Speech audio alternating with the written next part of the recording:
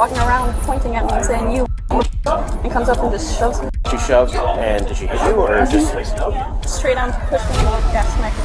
He's worth 5,000. Let's keep that puppy's on for now. What if the law you thought protected you actually exposed you instead? One incident, multiple constitutional layers, and the outcome is far from settled. And she just attacked the lady in line. Who did? This lady right here to your left. Right here. Hey, ma'am, come with me. Come with me. Give me your hands. Stop resisting. Hey, find out who it was. Come on over. She just came in the line and knocked her over. Yeah. stop it? Hey. We're just gonna step out. Okay?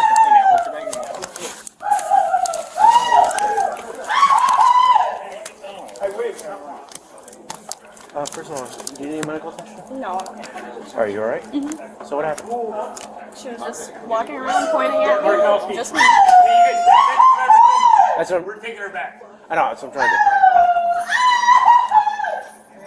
Yeah, I was just standing in line, minding my business. She keeps walking around pointing at me and saying you, and comes up and just shoves me and smacks me. Alright, I'm gonna ask you a very stupid question. I'm required by law to ask this.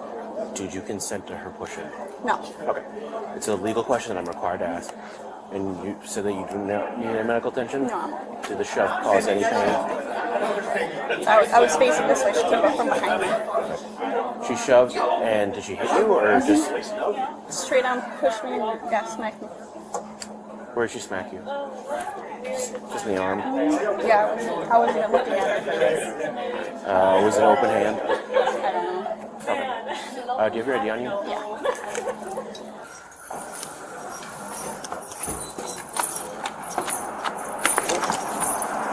All right. We're not going to do that. Try to find a little We got a squad coming up right now. Stand up.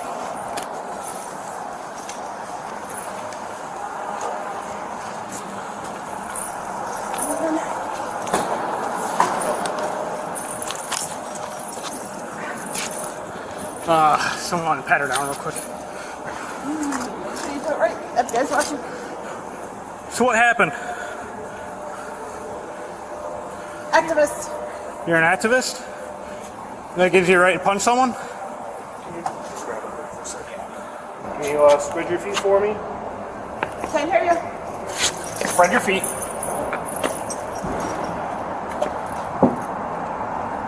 Alright, you're going to have a seat in the squad, man.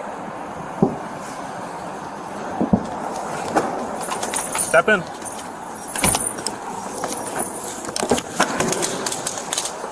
It's fine.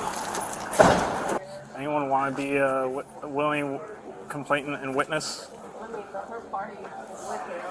Yeah, it just helps having extra witness statements of what happened. Can we do it from him? Yeah. I'll tell you what happened. Come here. My name's Robert Boland. Yeah. Today, I'm not coming back. So. ID at all? It's easier to copy down.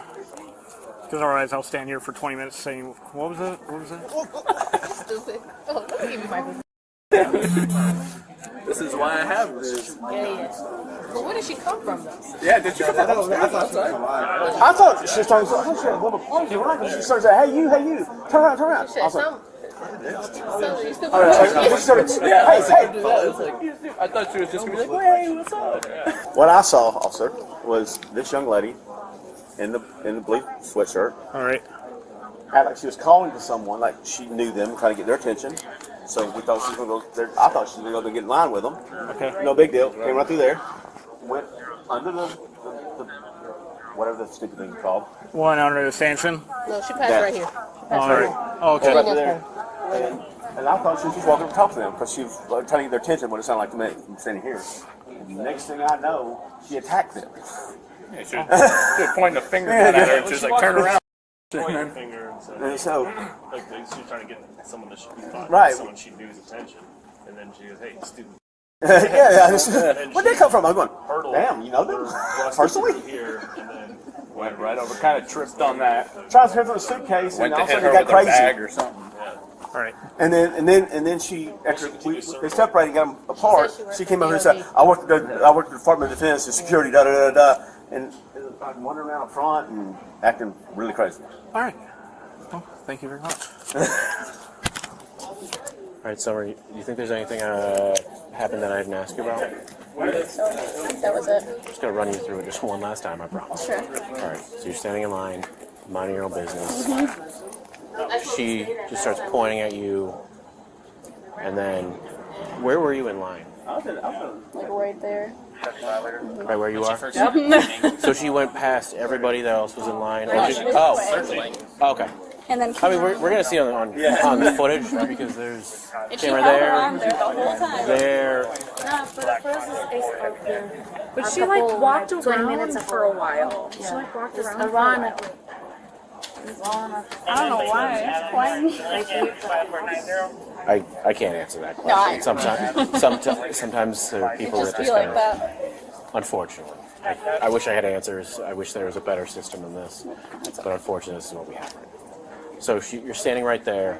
She comes up, shoves you from behind, and just says, "You," and then she just walked away, or Yeah, well, they kind of like got her like off of me, and then I think she walked that way, and I just Sit over there for a little bit until you guys. and then kept like saying something, and I didn't really hear what she said, and then you guys came in shortly after.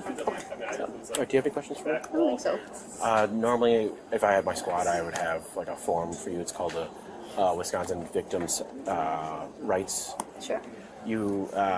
This goes to court. You get somebody that's known as a victim witness advocate, someone you can talk to that can help explain the whole process. What's going to happen probably is that you're going to get a phone call in the next couple of days from a district attorney's office. He'll talk to you, ask you some questions.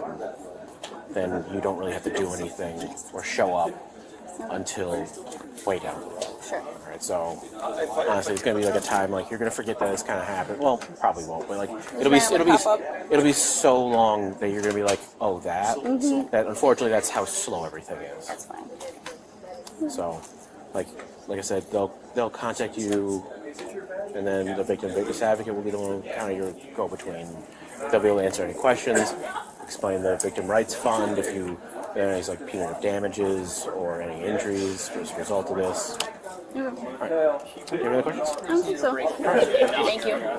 She's got a ankle brace. Ankle. Oh my god! I cannot think of.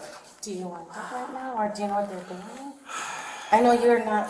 That's deciding. You have the I need to sit down. you have the ankle bracelet. What other jewelry do you have, ma'am? I think just some rings. 2 rings. You can sit down on the bench if you want while he's talking. If you need to sit. That's it. That's not jewelry. Oh yeah, we can. Yeah, we'll take that. Yeah. Little puppy there. But we're putting it with all your property. I got it. You can put it on top of that thing. And This is worth 5,000. well, let's keep them puppies on for now. And hey, want to ask you these questions? This is from Costa Rica. That is stamp. Oh, you know what? I'm wearing like, I don't know, $7,000 worth of jewelry. I got to ask you 3 questions. Have you had any drugs or alcohol in the last 24 hours? No, sir. Do you have it or thoughts of hurting yourself? No, sir. Sick or injured in any way? Are you sick or injured in any way? No, sir. Okay. You can just chill in here. We'll be right with you, okay? A public assault. A body cam running from the first second. Multiple independent witnesses. Every legal standard on record. Watch what the law actually requires in each of these moments.